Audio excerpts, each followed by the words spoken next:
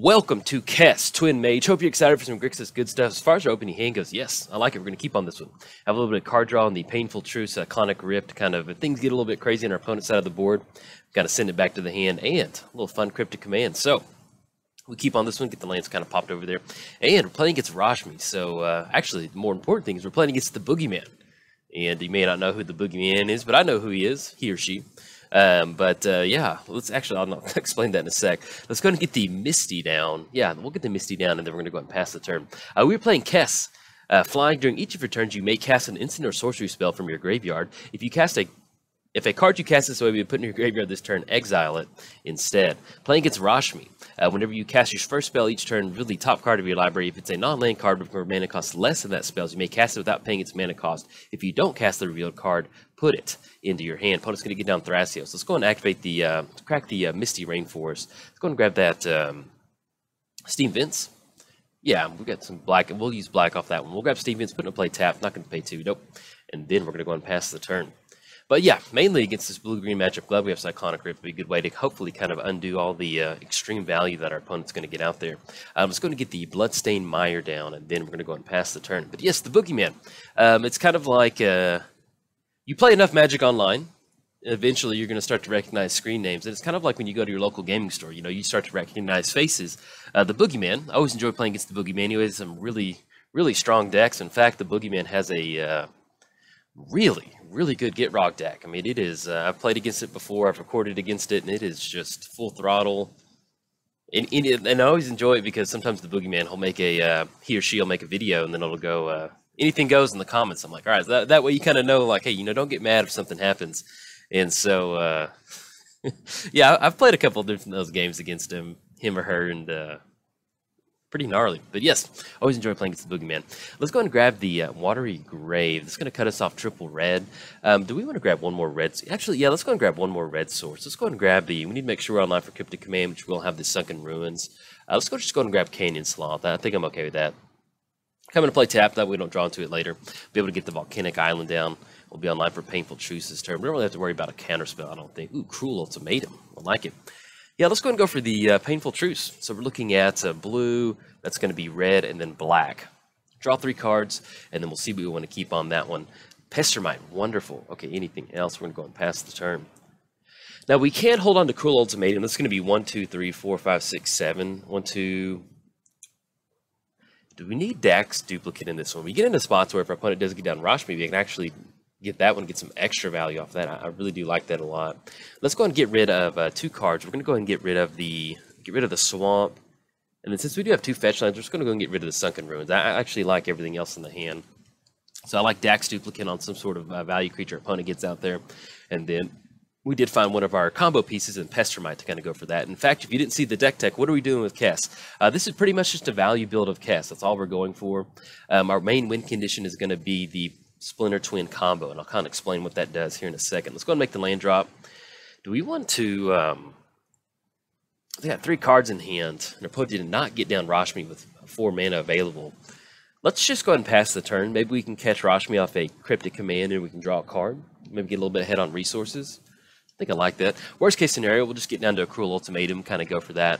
But yeah, as far as our win condition with Kess, it's going to be the Splinter Twin combo. Scry 4, okay. It's a Splinter Twin combo. So we get something down like Pestermite. Pestermite, if you make a copy of Pestermite, it's going to enter the battlefield. It says you may tap or untap target permanent. So once we put Splinter Twin onto Pestermite, we make a copy of it, enters the battlefield. We untap the Enchanted. Do we want to counter? Yeah, I think I want to counter this one. Let's go ahead and go for it. Let's go ahead and crack the Scalding Tarn. That's something that I don't mind going for. Let's go ahead and grab another. We're okay on red sources. Go ahead and grab the Underground Sea. Let's go ahead and go for Cryptic Command, counter target spell, and draw a card. It's going to be blue, blue, blue, and then that. So hopefully with this counters, but if we get them to use the counter spell, that's fine. We can roll out Kess next turn too. All right, opponent's going to go for Thrasios, Scry. Let's go ahead and get the reveal zone popped up. That way we do. Ooh, Pact of Negation. So they will be online for that if they want to go for that. All right, opponent's going to go for Pact on Cryptic Command. There we go. I'm talking about it. Opponent's going to get the Ancestral Vision to resolve. That's pretty good. Flip off that. I'm going to cross that off there. They will have to pay for that next turn, so that puts us we can pretty much get down whatever we want next turn. And they did get those 3 cards to resolve. But yeah, so we're running stuff like Pestermite. We have Deceiver Exarch in here. We also have Zealous Conscripts. You can get Splinter Twin onto Zealous Conscripts, kind of go from there. And a lot of different ways to kind of help you close it out, outside of just using Kess as just a value engine out of the graveyard. I love playing Grixis. It's probably my second favorite color to play outside of Sultai, so I'm really excited to have a Grixis deck on the channel now. All right, so we draw into Command Tower. Let's go ahead and get the Command Tower down. Yeah, let's go ahead and go for Kess. I think that's going to be the best. We're slowly working towards Cyclonic Rift, Dax Duplicate. Yeah, let's go and go for Kess. I like that. It's going to be, get the Grixis color going, red, black, blue, and then tap the Underground Sea down. If our opponent has a counterspell, so be it. All right, get Kess down, and then we're going to go ahead and pass the turn. So as far as our graveyard goes, we still have Painful Truce online if we want to go for that. We can start digging for a few more cards, but I think at this point right now, with us having Pestermite, we'll probably try and get that down and then slowly start. Maybe we could probably go for the Painful Truce to start digging for that. And the good thing about Pact is that they're going to have to pay for that and kind of lose the turn on this one, essentially. And I think that might be the force that they got down. So I'm going to go and cross that off that Thrasios reveal. And also, you know, if we want to get in a little bit extra value, we may end up going Dax Duplicate on Thrasios to just kind of have some sort of mana sink to kind of dump our mana into. All right, no swing in from Thrasios. And then let's see what we draw into. Draw into Impulse. Okay, let's go and get the Polluted Delta down. Let's go ahead and go for... Let's go and jam up Impulse main phase. We get in the spot, we might be able to pick up one of our Voltron pieces or something like that. I'm going to go for Impulse. Do we want to grab Intuition? Yeah, I like that a lot, actually. We'll go and grab Intuition. It's going to go into our hand, put those on the bottom in any order. Let's go and swing in for 3 in the air. Put our opponent down to 27. There we go. Coming in. There'll be 3 total commander damage that we've dealt. And we're sitting at 19, which is still manageable against this particular deck. Now here's the kicker. Do we want to go for Intuition during our opponent's main phase, like at the beginning of their upkeep, actually? Let's go and do that. That way it kind of forces them to, you know, if they want to counter something, we can at least force it during their upkeep. In fact, let's go and go for that now. Let's go and crack the, let's go and go for Intuition, choosing our opponent. It's a good way to kind of get this spell to resolve. Let's say our opponent wants to do something during their turn, like get down Rashmi. If they have to spend any sort of 2 mana counter spell, it's going to kind of basically be their entire turn getting down Rashmi, and it's going to leave us shields up. That's going to be 1, 2, 3, 4, 5, 6, 7, and then we'll slowly be able. Actually, we'll be online for the Cruel Ultimatum next turn, especially if they kind of tap out for a bunch of mana or they get down Rashmi. So if we lose Intuition, it's fine. With Kess having that extra value out of the graveyard, we can simply just cast it again. That's what makes this card so good. All right, opponent's tapping out for 5 total mana. Okay, they're going to let it go through. And let's see what we're going to grab off this one. Search your library for 3 cards and reveal them. Now, we already have one of... Most of the time, we're going to go for... Let's say that we have Splinter Twin. We want Splinter Twin in our hand. We're not going to go for the secondary combo piece.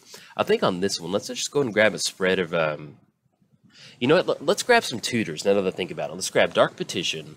Let's go for Grim Tutor. All right, so we're going to go Dark Petition, Grim Tutor, and then Cruel Tutor. So that way it kind of keeps us online. 2 of those tutors are going to go into the graveyard, and that really keeps us open as far as whatever we want to go for, really kind of putting some pressure on our opponent as far as what they want to give us. You know, if they give us Dark Petition, we do have Spell Mastery online, so that we'll be able to add that black mana to our mana pool, and we might be able to get into spots where we can cast Dark Petition and use that mana to get down Splinter Twin onto one of our creatures, and then with Cruel Tutor and then Grim Tutor on top, it really keeps us open as far as whatever we want to go for. So we'll see exactly what they want to put in the hand. Cruel Tutor, okay.